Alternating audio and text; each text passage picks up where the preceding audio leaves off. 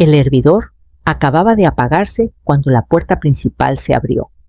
Vertí agua caliente sobre 2 rodajas de limón y puse la taza junto a una servilleta de tela doblada. A Javier siempre le gustaba así sin azúcar, solo limón y lino. Antes me parecía encantador. Ahora solo me recordaba que todo tenía que ser a su manera. Llegó 20 minutos tarde.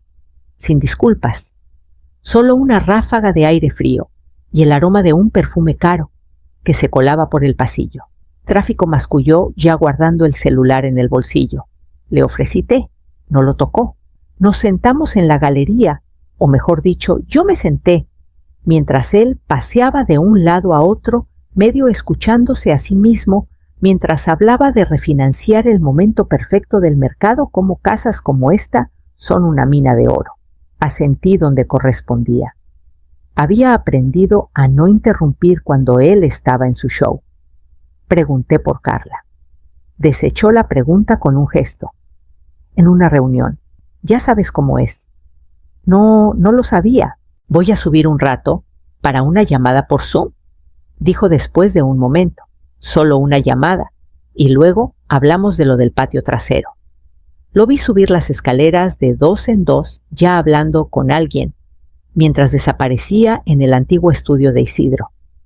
Recogí la mesa, doblé la servilleta y subí a buscar la canasta de ropa del closet del pasillo. Al llegar al descansillo, escuché su voz, ahora más calmada, más fría. No sospecha nada, todo va bien hasta ahora. La verdad, el momento es perfecto, está decayendo rápido. Silencio. Luego su voz de nuevo más firme. Si empezamos el trámite con Veritas la próxima semana, podríamos listar antes de septiembre. El mercado está que arde. No va a durar otro año de todos modos. Me quedé helada. La puerta del estudio estaba entreabierta. Su voz salía por la rendija como humo. No va a pelear. Es blanda. Solo hay que venderlo como una cuestión de seguridad. Me di la vuelta lentamente y bajé las escaleras. No me vio, pero yo había visto suficiente y había escuchado todo. La luz de la mañana se filtraba por las cortinas de encaje que cosí hace 30 años.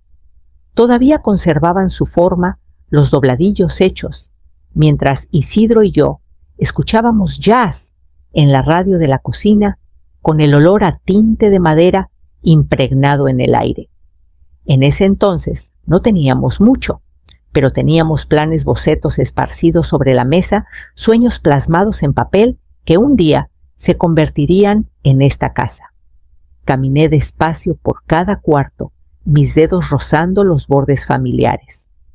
El arco entre la cocina y el comedor lo cortamos nosotros mismos, trazando una media luna con un plato y conteniendo la respiración mientras serruchábamos. La baranda lijada hasta quedar suave durante un invierno frío, cuando no podíamos pagar calefacción todo el día. El marco amarillo de la puerta de la despensa aún tenía una esquina descascarada donde Javier chocó con su triciclo. Lloró. Recuerdo haberlo abrazado susurrándole que la casa siempre lo atraparía, siempre lo sostendría. Y ahora él quería venderla. No vivir en ella, no criar a sus hijos aquí, solo convertirla en ganancia. En el estudio saqué la carpeta etiquetada Casa, escrituras y registros del viejo archivador bajo mi escritorio. Hacía años que no la abría. Todo seguía intacto. El nombre de Isidro, el mío, el título conjunto. Revisé hasta el final mis ojos, posándose en la enmienda del año en que él falleció, traspaso total a Amalia Torres. Yo era la única dueña. Lo había sido por casi 9 años. Me quedé quieta un largo rato. El silencio en la casa no estaba vacío. Era vigilante, como si las paredes mismas hubieran escuchado las palabras de Javier, esperando. Crucé el patio y toqué la puerta de Mateo. La abrió con su media sonrisa de siempre, el suéter abotonado mal en la parte de arriba. Necesito preguntarte algo, dije, sobre propiedades. Derechos. Legalmente, no dudó. Pasa a Amalia. Cuando salí de su casa 1 hora después, todo lo que alguna vez me había preguntado sobre derechos firmas y poder silencioso ya no era una duda. Regresé a casa, abrí la despensa y saqué el sobre manila etiquetado planes. El pastel de zanahoria subió disparejo en el horno, como siempre lo hacía sin el toque de Isidro. Él solía añadir un poco de ralladura de naranja, sin medir, solo por instinto. No lo había horneado en años. No había razón, hasta hoy, mi cumpleaños número 71. Puse el pequeño pastel en la rejilla para enfriar, preparé un solo lugar en la mesa de la cocina y me serví media taza de descafeinado, sin velas, sin música, solo el sonido del radiador tic-taqueando en su ritmo habitual y el crujido lejano de las tablas del piso ajustándose al frío. A las 5 dejé de fingir. El celular se mantuvo en silencio hasta las 4:53, cuando llegó un mensaje de Javier: espero estés bien, mamá. Semana loca. Hablamos pronto. Eso fue todo. 10 palabras para la mujer que le dio 28 horas de parto y 3 décadas de comidas caseras. No respondí. Me quedé en silencio, el tenedor balanceado en el borde del plato, viendo las sombras trepar por la pared. No estaba enojada. No como la gente suele entenderlo. Estaba llena de algo más frío-claridad. Más tarde, por costumbre, revisé las apps sociales que apenas usaba. Ahí estaban Javier y Carla, en un viñedo en Valle de Guadalupe, brazo con brazo, copas de vino en mano. El pie de foto decía el fin de semana de Plains. Lo miré mucho tiempo, tratando de decidir qué palabra dolía más, fin o planes. Esa noche bajé al sótano donde guardaba los archivos en cajas de plástico. Encontré el sobre de inmediato, el que Isidro y yo etiquetamos planes con marcador grueso en 2002. Adentro había planos, presupuestos, recibos de cada bisagra, cada litro de pintura, cada hora de trabajo. La letra de Isidro llenaba los márgenes con medidas y garabatos. Detrás del último plano estaba un boceto que no había visto en años, nuestro primer dibujo de la ventana salediza. Él lo había etiquetado rincón de lectura para Amalia, con un corazón garabateado debajo. Presioné el papel contra mi pecho, luego lo alicé con la palma de la mano. Javier no solo había malentendido esta casa, había borrado todo lo que la hacía sagrada. Así que abrí mi libreta de direcciones, fui a la letra S y rodeé un nombre que no había pensado en años. Verónica Salazar contestó al segundo timbre, su voz baja y serena, como alguien que traficaba secretos para ganarse la vida. Le dije que me habían dado su número hace años, una pareja del pueblo que vendió discretamente su finca familiar a un grupo de preservación. Ella los recordaba. Recordaba muchas cosas. Nos reunimos 2 días después, al atardecer.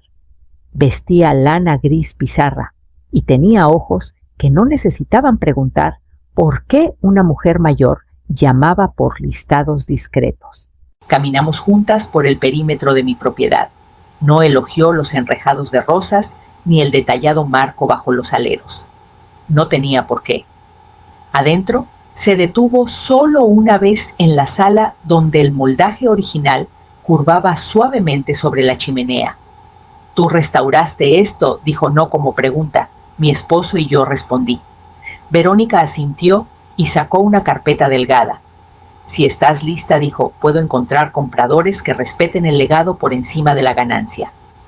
Esa palabra legado aterrizó suavemente. Acepté. No con una firma, todavía no, sino con un sí silencioso que se asentó en mis huesos.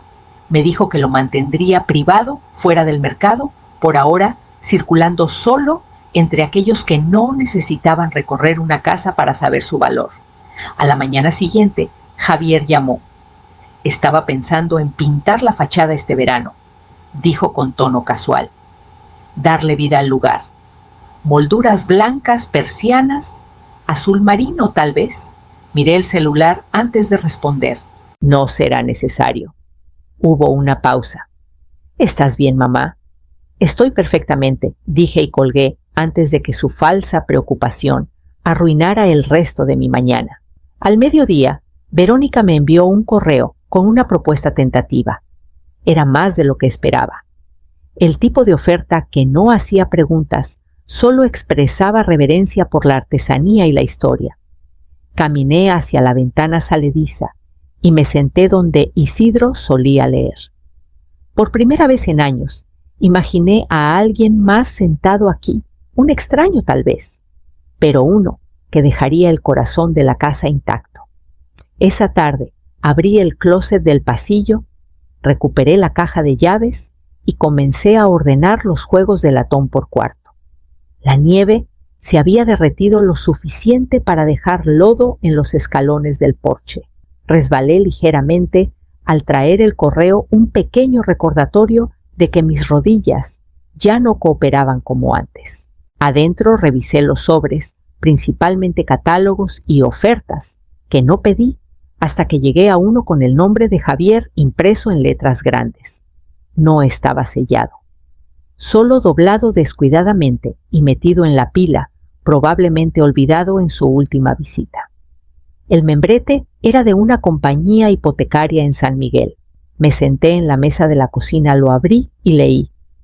Era una preaprobación condicional para un préstamo hipotecario, uno grande, bajo activos, que respaldan la solicitud. Se listaba la venta esperada de una propiedad residencial privada, Residencia Torres Valle de Bravo. Sin dirección, pero no hacía falta. Sabía exactamente de qué casa hablaba. Mis manos no temblaron. Esta vez no. Leí el resto. Él y Carla ya habían visitado una colonial de 5 recámaras con cava y solarium. Me pregunté si se imaginaban recibiendo clientes allí o si ya habían planeado dónde donarían mi sillón. No había mención de mí en los documentos, ni como vendedora, ni como residente, solo un activo en transición. Me preparé una tetera, puse la mesa para una, dejé que el peso de todo se asentara como el vapor que subía de mi taza. Ni siquiera había preguntado. Al anochecer me abrigué y caminé hasta el cementerio, donde Isidro descansaba bajo un árbol de jacarandá. La nieve crujía bajo mis botas, el frío mordía las puntas de mis dedos. Creo que ahora me ven como un mueble, dije en voz alta, listo para ser guardado o vendido. Toqué el borde de su lápida, limpié la nieve. Pero todavía tengo jugadas por hacer. Esa noche desplegué la carpeta de planos en la mesa del comedor y comencé a separar lo que guardaría de lo que dejaría atrás. Etiqueté una caja como privado, la sellé con cinta gruesa y la puse cerca de las escaleras. Verónica me llamó temprano el martes por la mañana. El comprador había aceptado. Un fideicomiso de preservación privado, con sede en Querétaro discreto, bien financiado y conocido por restaurar casas históricas con cuidado. Sin contingencias. Oferta en efectivo. Cierre en 10 días. Le agradecí, luego me paré en medio de la sala y exhalé.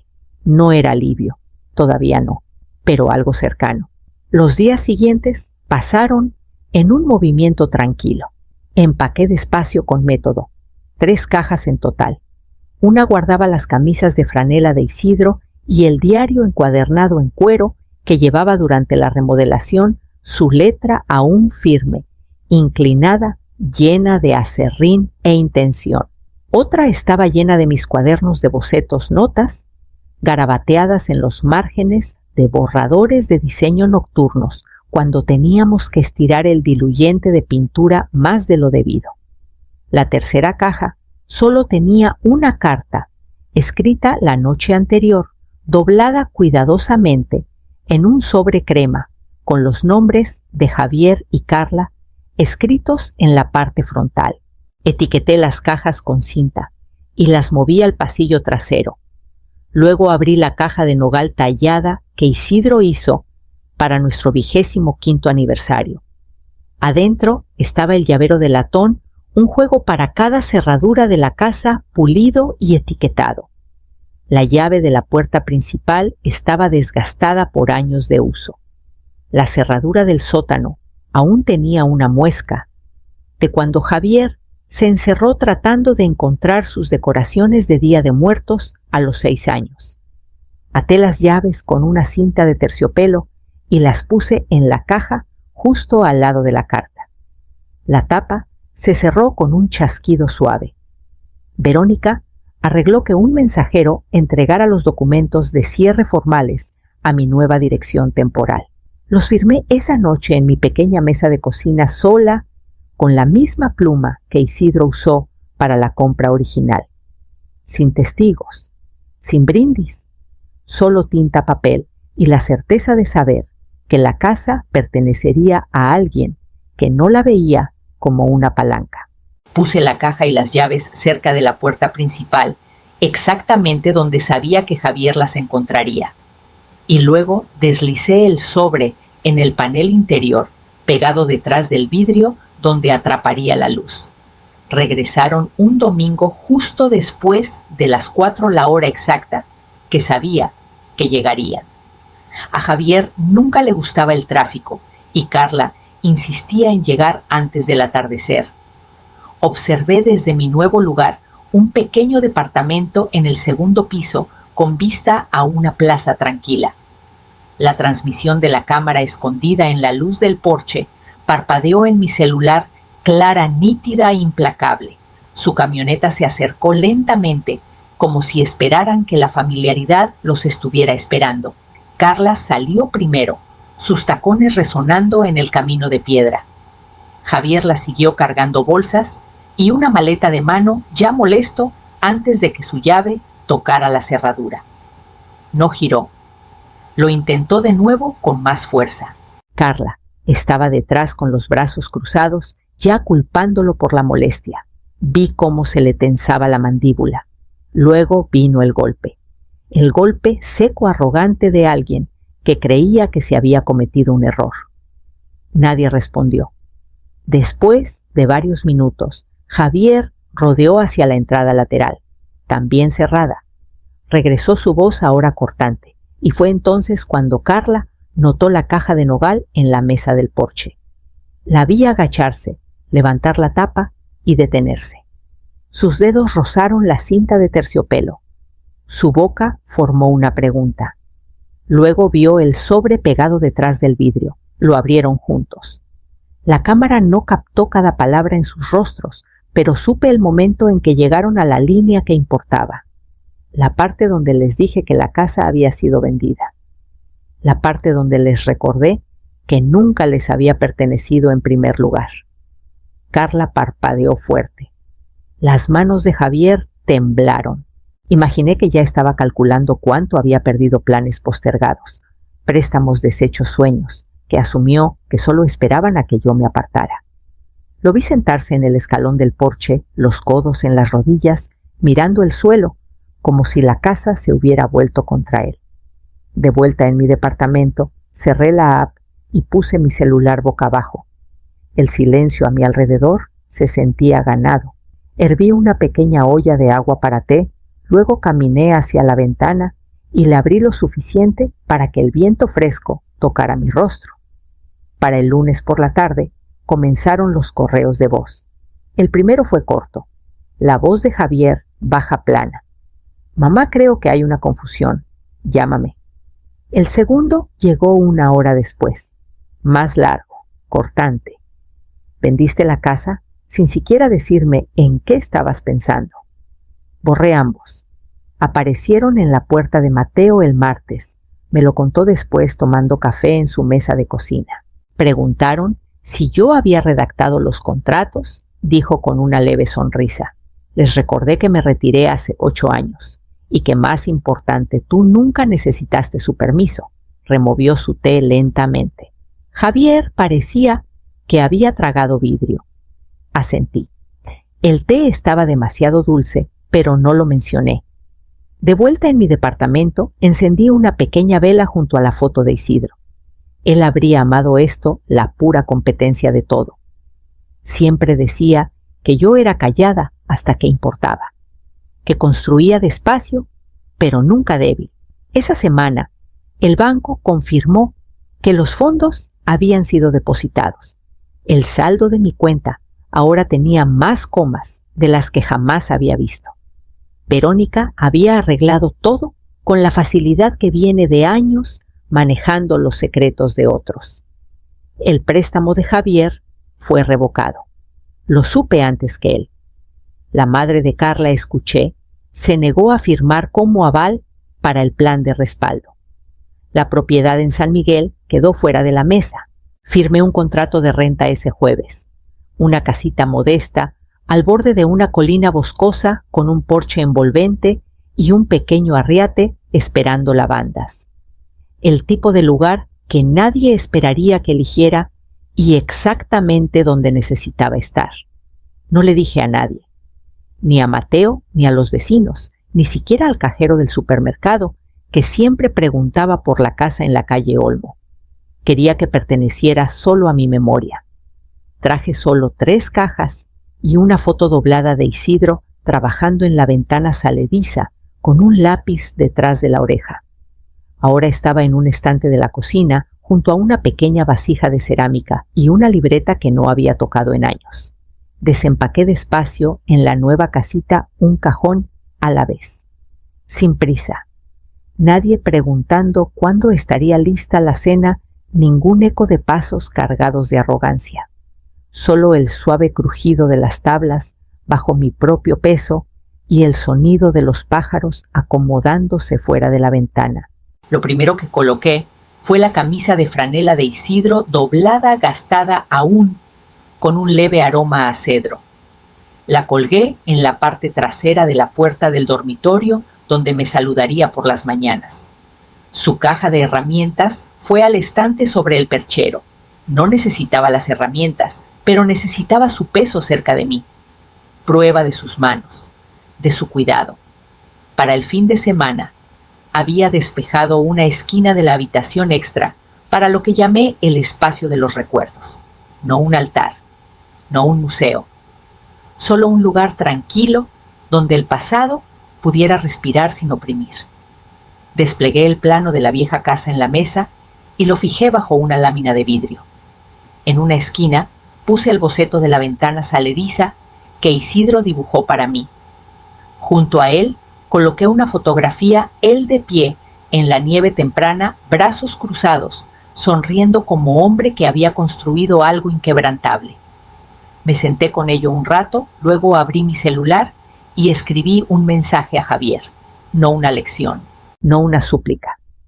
Te di un hogar, Javier. Lo trataste como una transacción, así que lo convertí en un legado que nunca tocarás. No queda nada por tomar. Ya comencé de nuevo. Pulsé enviar. Ninguna parte de mí esperó una respuesta. A la mañana siguiente, tomé café en el porche mientras la niebla se enroscaba entre los árboles. Un silencio me envolvió que ya no se sentía como soledad. Se sentía ganado. Más tarde manejé al pueblo y compré un pequeño letrero de cerámica para la reja de la casita. Decía Casa Lomaflor, Estimpio 2024. La mujer en la caja preguntó si acababa de mudarme. Sí, dije. Acabo de llegar, empezando de cero. Luego tomé una maceta de barro pequeña y un paquete de semillas de lavanda. Para la primavera temprana, las lavandas comenzaron a brotar. Pequeños brotes verdes empujaban a través de la tierra, tercos y suaves, buscando un sol que aún dudaba la mayoría de las mañanas. Las regaba con cuidado como Isidro me enseñó, suave, alrededor de la base, nunca demasiado de una vez. Cada día se sentía más mío. Los vecinos mantenían su distancia corteses, pero no curiosos. Me gustaba así. No había expectativas aquí. Nadie preguntando qué me trajo a Lomaflor o por qué parecía llevar el silencio como otros llevan bolsos. Comencé a dar una pequeña clase, una vez por semana, en el centro comunitario local. Fundamentos de interiores para mujeres que nunca tuvieron espacio para reclamar una habitación propia. La mayoría eran jubiladas viudas divorciadas, mujeres que habían pasado décadas decorando alrededor de las opiniones de otros. Hablábamos de color luz y cómo hacer que incluso un lugar pequeño se sintiera como una declaración. Una tarde me quedé después de la clase. El conserje estaba trapeando la esquina lejana. Una mujer llamada Ofelia, quizás de unos 50, con brazos fuertes y ojos cansados. Miró los bocetos que estaba enrollando. «Hacías esto de profesión», asentí. «Hace mucho tiempo». Sonrió. «Apuesto a que eras buena». Sonreí de vuelta. Lo era. Esa noche encendí una vela junto a la foto de Isidro y me serví una copa de vino de la botella que había guardado. No para ninguna ocasión, solo porque la noche lo merecía. Las ventanas estaban abiertas y el aire traía el aroma de la tierra y el viento. En algún lugar un búho cantó. Me paré en el umbral de mi nuevo hogar, envuelta en un chal, y miré el arriate donde pequeñas hojas comenzaban a abrirse más amplias. Echarían raíces profundas si las dejaba, y lo haría. Les daría agua, sol, paciencia, de la misma manera que me estaba dando un nuevo comienzo, no porque tuviera que empezar de nuevo, sino porque elegí hacerlo. No por Javier, no por el legado, por mí.